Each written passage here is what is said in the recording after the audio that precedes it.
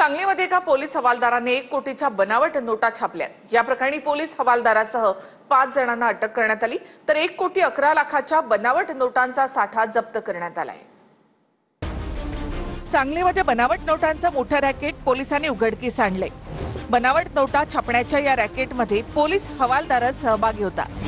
पोलिसांनी 1 कोटी 11 लाखाच्या बनावट नोटांचा साठा जप्त केलाय।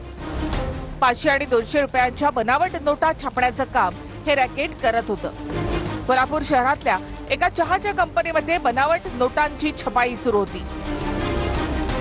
यासाठी कोल्हापुरात सिद्धलक्ष्मी अमृततुल्य चहा या कंपनीची स्थापना पोलीस कर्मचाऱ्यांनी केली होती।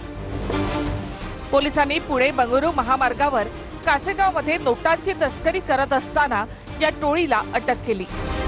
कोल्हापूर पोलीस दलामध्ये असलेल्या इब्रार इनामदार असं पोलीस हवालदाराचं नाव असून त्याच्यासह 5 जणांना अटक करण्यात आली आहे। 5 आरोपींना या ठिकाणी अटक पण करण्यात आलेली आहे। काही खाजगी व्यक्ती याच्यामध्ये सामील होत्या। त्यांच्या विरुद्धचं काही जुनं रेकॉर्ड आहे का हे सुद्धा आम्ही चेक करतो।